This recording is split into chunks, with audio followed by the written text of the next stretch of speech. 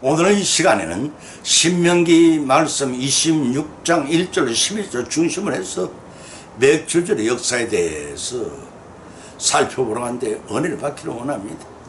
유명한 신사물이 어느 날 주님을 찾아 주님을 잘 믿는 농부집 머물게 되었더랍니다.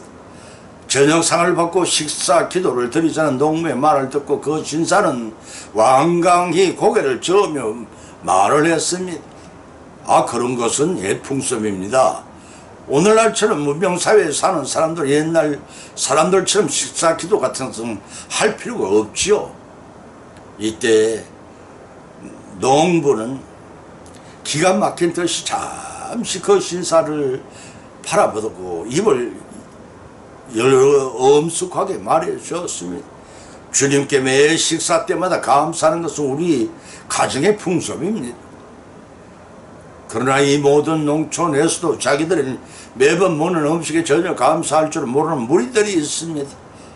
그래요? 참으로 그들은 똑똑하고 개명된 이들이군요.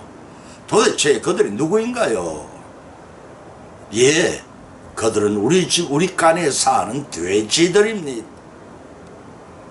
감사할 줄 모르는 자는 돼지와 다름이 없다고 하겠습니다. 1년 내내 농부가 수고를 하지 않으면 안 되고, 거기에 더하여 하늘의 도움이 없이는 한 토르의 식량도 수확이 불가능했습니다. 쌀을 생산한 벼농사나 밀가루를 생산한 밀농사나 하늘에서 때를 따라 비를 내려주시고 적당량의 햇빛을 내려주셔야 잘 익어져 결실하게 되고 거두게 되는 것입니다. 전 세계 인류의 식문화권을 쌀을 주식으로 하는 밥문화권과 밀을 주식으로 삼는 빵문화권으로 대별할 수가 있겠습니다. 성경의 모델가 되는 식문화권은 밀을 주식으로 하는 빵, 고떡을 주식으로 하는 문화권입니다. 밀을 하면은 보리맥이라고도 합니다. 보리가 아니라 보리와 비슷한 원년초로서 키가 좀 더 크고 줄기가 가늘고 이삭이 길쭉합니다. 성질은 강하고 밀가루를 만드는 곡물입니다. 성경에 나타난 맥주절은 바로 이 밀가루의 원료 곡물인 밀을 추수한 절기를 가리킵니다. 오늘 이 시간에는 맥주절의 역사에 관해 조명해 보고자 합니다. 그 첫 번째는 가나안 진입 후 첫 소산을 하나님께 드림으로 지켜졌다고 했습니다. 두 번째는 솔로몬의 시절에 확고히 자리를 잡았다는 것입니다.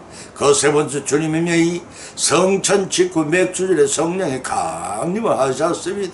이러한 세 가지 말씀 성경에서 발차여 역사적 근거로 삼고 상고하는 가운데 피차의 은혜를 받고 실천함으로써 풍성한 복을 받는 귀한 시간 되시기를 예수님의 이름으로 간절히 축원드립니다. 첫째는 가나안 진입 후에 첫 소산을 하나님께 드림으로 지켰다고 했습니다. 신명기 26장 1절과 3절과 10절로 11절을 요약해서 찾아보면 네 하나님 여호와께서 내 기업으로 주사 얻게 하시는 땅에 네가 들어가서 거기 거할 때 네 하나님 여호와께 주시는 땅에 그 토지의 소산의 만물을 거둔 후에 그것을 취하여 광전에 담고 네 하나님 여호와께 그 이름을 두시려고 택하신 곳으로 가서 당신의 제사장에 나아가 그에게 이르기를 내가 오늘날 당신의 하나님 여호와께 고하나이다. 내가 여호와께서 우리에게 주시리라고 우리의 열족의 맹세한 땅이 일어나이다 할 것이요. 여호와여 이제 내가 주께 내게 주신 토지의 소산의 만물을 가져왔나이다 하고 너는 그것을 네 하나님의 여호와 앞에 경배할 것이며 네 하나님의 여호와께서는 너와 네 집에 주신 모든 복을 인하여 너는 레위인과 너희 중에 그 우거하는 격과 함께 즐거워할지니라 하고 밝혀주고 있습니다. 이스라엘 백성들은 첫 열매를 하나님께 드림으로써 그 땅이 하나님께 속해 있다는 것과 자신들이 땅을 기업으로 분배받았지만 소장인에 불과하다는 사실을 고백하였습니다. 사랑하는 성도 여러분, 여러분이 소유하고 계시는 모든 것이 하나님께 속하여 있음을 인정하시는지요? 인정하신다면 그 사실을 어떻게 감사하며 사시는지요? 모세는 이스라엘 백성들에게 가나안 땅에 평안히 살더라도 과거 비참했던 처지와 그 처지를 면해 주셨던 하나님의 은혜를 잊지 말 것을 당부를 했으니, 그처럼 성도 여러분은 구원받은 첫사랑의 때를 기억하고 감사의 생활을 하고 계십니까? 인도의 어느 교회에서 있었던 일이라고 합니다. 추수를 마치고 감사 예배를 드릴 때 한 여인이 생각지도 않은 많은 양의 곡식을 예물로 드렸습니다. 평소에 어려운 삶을 꾸려가던 처지라 목사는 의아하게 생각을 했습니다. 아니, 성도님, 특별히 감사해야 할 일이라도 있습니까? 예, 사실은 제게 10살 난 아들이 있었습니다. 지난해 그에게 병이 났을 때 저는 이렇게 기도를 했습니다. 이 아이가 다시 살 수만 있다면 하나님께 많은 예물을 드리겠다고 서원을 했더랍니다. 그러면 그 아들이 이제 회복이 되었나 보군요. 아닙니다. 1년가량을 신음시로 앓다가 한 달 전에 영세상을 떠났습니다. 그렇다면 하나님과의 약속을 무효가 된 것입니다. 그런데 웬 예물입니까? 아닙니다. 이제야말로 주님께 선물을 드릴 때라고 생각합니다. 왜냐하면 하나님께 제 아들을 하늘나라로 데려가셨고 지금은 그 품에 안고 계신 걸 믿기 때문입니다. 그래서 특별히 감사하는 마음으로 예물을 드린 것입니다. 그렇습니다. 우리가 주님께 드리는 예물은 주님께서 우리에게 베푸신 축복에 비례하여 드리는 것이 아니라 진정 우리를 사랑하신 주님께 우리 마음을 드리는 것이 되어야 할 것입니다. 그런 의미에서 농사나 도시 생활에서나 막론하고 결실을 거두게 하신 우리 주님께 우리가 소산을 거둔 후에 하나님의 은혜를 잊지 말아야 합니다. 하나님의 은혜에 감사해야 한다는 것입니다. 이 수확물은 이웃과 함께 나누는 사랑이 있어야 합니다. 그러한 이들은 하나님 말씀에 순종한 사람을 영위하는 자들이고, 그러한 이들에게 복 주시는 하나님이심을 믿으시기 바랍니다. 본문의 말씀 모세의 고비를 설교로서 장차 백성들이 가나안 땅에 들어가 첫 열매를 거두게 되면은 그것을 봉헌하라고 했습니다. 그때 이러한 신앙 고백 4가지를 드리라고 했는데, 그 첫째는 가나안 땅을 기업으로 주심에 감사하라고 했습니다. 두 번째는 보잘것없는 소수민족을 강대하고 번창케 하신 그것을 송축하라는 것입니다. 그 세 번째는 애굽의 노예 생활을 할 때 압제당하고 고통당했던 과거로 회상하여 구원하고 인도하여 내신 하나님의 섭리에 대한 찬양을 드리라는 것입니다.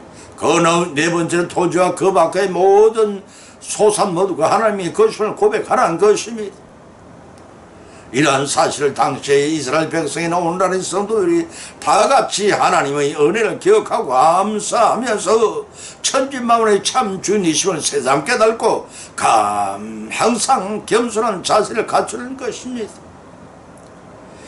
이를 통해서 행위만으로 하나님께 기쁘시게 할 수는 없습니다. 감사와 신앙 고백이 행위 이전에 반드시 전제되어야 함을 히브리서 11장 6절에 밝혀주고 있습니다. 그러한 믿음이 전제되지 않고는 그것은 위선이요 가정이 한 것이 될 수밖에 없습니다. 믿음과 행함이 일치되는 것이 참 믿음이라 할 수 있습니다. 그와 같은 믿음에서 하나님께 주신 재물을 하나님의 영광을 나타내는 일에 사용되어야 하되 자신의 욕망을 채우는 데 사용해서는 안 될 것입니다. 재물은 가난한 이웃을 위해 사용하고 그 다음 자신의 필요에 따라 선용을 해야 합니다. 이것이 하나님께서 우리에게 재물과 그 밖의 모든 사용한 물질을 허락하신 그것이 참 목적이라는 사실을 믿으시기 바랍니다. 누가복음 12장 42절로 44절의 예수님 말씀입니다. 두 번째는 솔로몬 시절에 확고히 자리를 잡았다고 했습니다. 역대하 8장 12절에 13절을 찾아보면 기록하기를 솔로몬이 낭실 앞에 쌓인 여호와의 단위의 여호와께 번제를 드리되 모세의 명을 쫓아 매일 아버지한테로 안식일과 월삭과 정한 절기 곧 1년에 세 절기 무교절과 77절과 초막절에 드렸더라고 기록하고 있습니다. 세상의 모든 질서와 행사며 생활 규범이 하루아침에 이루어지는 것은 결코 아닙니다. 많은 시행착오와 잘못을 인정하는 가운데 바로 서며 오늘날의 규례와 예식 절차가 집행될 수가 있었던 것입니다. 하나님이 정해주신 모든 율법과 규례도 세월의 흐름이란 세월 속에서 굳혀지게 마련입니다. 맥주절기도 이스라엘 신정 정치에서 왕정 정치를 넘어오고도 제3대 왕인 솔로몬 왕 때 와서야 틀이 잡혀 반드시 그리고 바르게 지키기 시작했을 본문의 기록을 통해 알 수가 있습니다. 어느 마을에 가난한 여인이 살고 있었습니다.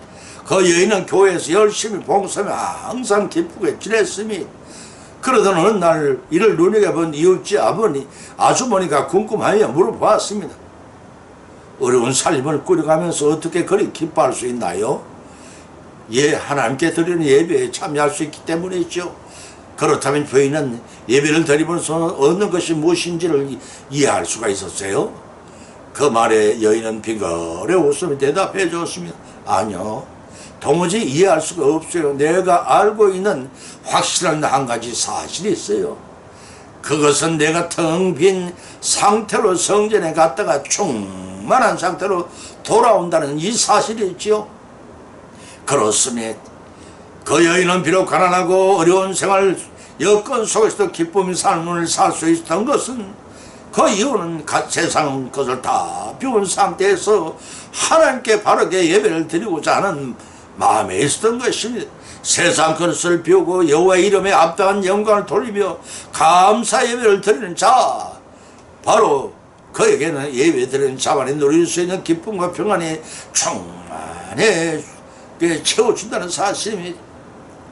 본문의 솔로몬 왕은 여호와께 번제를 드리는 일을 게을리하지 않았습니다. 범사에 감사하며 아비 다윗을 쫓아 하나님께 각종 절기를 바로 드리는 일에 온 이스라엘 백성은 함께 하였습니다. 오늘날 우리도 범사에 주신 은혜 감사하며 예배드리는 일에 인색하지 않고 예화 속의 여인의 솔로몬과 같은 칼을 돌이켜 보십시다. 마지못해 드리거나 형식적으로 드리는 예배라면 회개하고 버림받지 말아야 할 것입니다.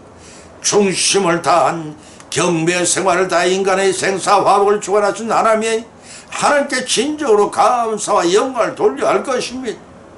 그러한 가운데 우리는 우리에게 주어진 성도로서의 의무를 다해야 합니다. 첫째는 찬송을 위하여 우리를 만드신 하나님이심을 아는 여러분이라면 찬송한 일일 것입니다. 둘째는 감사 예배를 바르게 드릴 수 있도록 지금까지 주신 모든 것들에 대한 범사에 감사하는 마음이 우러나와야 합니다. 셋째는 그 이웃과 더불어 나눌 수 있는 기쁨을 하나님께 감사와 영광을 삶을 사는 것이 성도의 도리일 것입니다. 모세의 고별 설교를 명령을 쫓아 무교절과 초막절과 칠칠절 맥주를 준수하는 솔로몬에게 있었고 여호와의 여인이 체험하는 것과 같은 범사에 감사는 벅찬 기쁨이 우리에게도 넘쳐나시기를 예수님의 이름으로 간절히 축원을 드립니다. 세 번째는 주님의 성천 직후 백수줄에 성령인 강림하셨다는 것입니다. 사도행전 2장 1절 4절을 찾아보면 기록하기를 오순절 날이 이름에 저희가 다 같이 한 곳에 모였더니 호련히 하늘로부터 급하고 강한 바람 소리 같은 소리가 있어 저희 안전 온 집에 가득하여 불의 혀같이 갈라지는 것이 저에게 보여 각 사람이 위에 임하였더니 저희가 다 성령의 은총을 받고 성령이 말씀하게 하심을 따라 다른 방언으로 말하기 시작하니라고 하였습니다. 저자 누가는 본서를 기록하여 성령의 역사와 섭리를 너무나 강조한 나머지 성령 행전이라는 별칭을 얻기까지 했습니다. 이 성령의 역사는 초대교회를 탄생시키고 확장시키는 원동력이 되었습니다. 그렇다면 이 성령 강림 사건과 맥출이 무슨 관계가 있느냐는 의문을 낳게 됩니다. 그런데 본문은 성령의 역사의 결정적인 오순절 강림 사건을 소개하고 있다는 사실입니다. 이 오순절은 6월절 후 안식일 다음 날부터 50일째 되는 날로서 가나안 땅에 정착한 이스라엘 백성들이 첫 수확을 거두어 드린 기념하는 맥주 감사 절기에 해당되기 때문입니다. 따라서 오순절은 큰 권능과 위엄을 갖추시고 신의 산에 강림하시는 사건을 연상케 한다고 할 것입니다. 출애굽기 19장 16절 19절을 보면 이해하실 수 있겠습니다. 또한 만물을 처음 수확하여 드리는 맥주 감사 절기와 같은 날이라는 것입니다. 이 날에는 예수님이 언약하신 대로 성령님을 보내주심으로 주님의 부활 성천하신 후 새로운 영적 생명의 시대가 열다는 점입니다. 오순절 강림 사건은 구약에 이미 예고된 것입니다. 예수님께서 12사도에게 수차 언약하신 것으로서 요한복음 16장 6절과 사도행 1장 4절을 참조하시고 바랍니다. 이 세 가지 중요한 의미를 지닌다고 하겠습니다.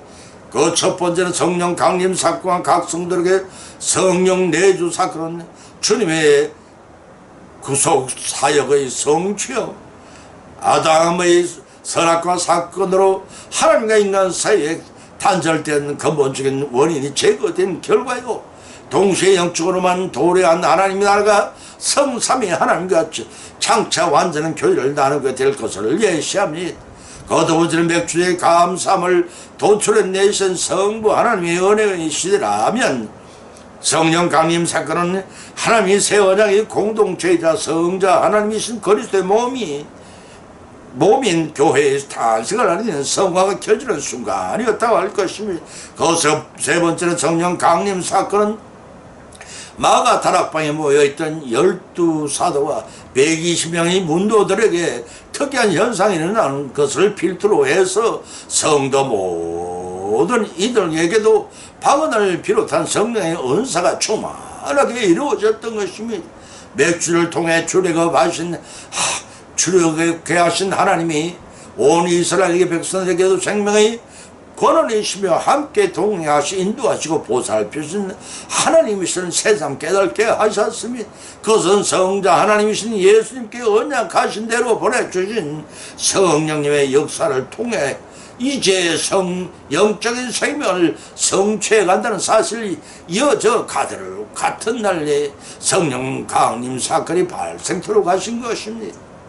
이를 통해 성경의 말씀은 유관하지 않는 것이었고, 인류 구속 사역은 구약에서 신약으로 마침내는 세상 종말까지 이르러 완전한 성취를 이룰 것입니다.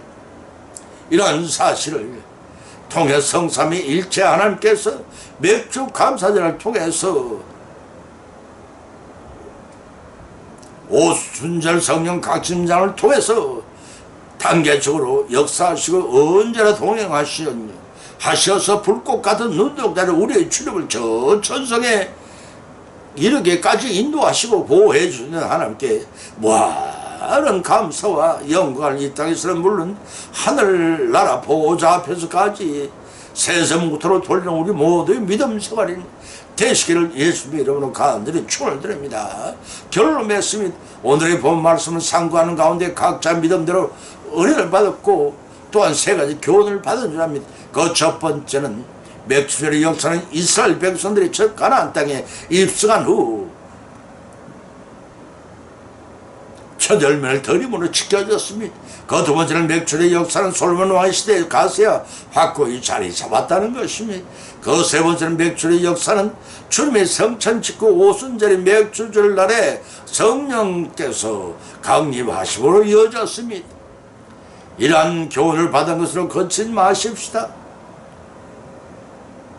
진정한 맥주절의 역사는 인간의 생사화복을 주관하신 성삼위 하나님께서 저 천성 하늘나라에 들어가 영생 복락을 성취해 누르기까지 우리와 함께 하시고 인도하시고 보호해 주시는 역사가 끊이지 않을 것입니다. 우리 모두는 이 날을 잘 지켜야 함으로써 이 땅에서 물론 천국에서도 복을 받고 누리시는 남은 믿음의 성령은 여성이 되시기를 예수의 이름으로 간절히 축원을 드립니다. 찬송가 191장을 올리겠습니다.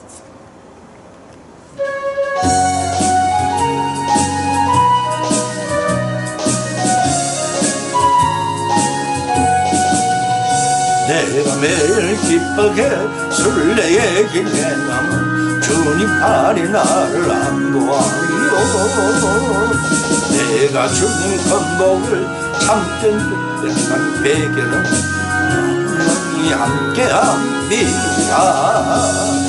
성령이 계시네 할렐루야 함께하시네 좁은 길을 걸으며 밤낮 기뻐하는 것 주님 영이 함께합니다. 전에 죄에 빠져서 평안함이 없을 때 예수님 십자가의 공로 힘입어 그 발 아래 엎드려 참된 평화 얻음은 주님 영이 함께합니다. 성령의 계시네 할렐루야 함께하시네 좁은 길을 걸으며 밤낮 기뻐하는 것 주님 영이 함께합니다.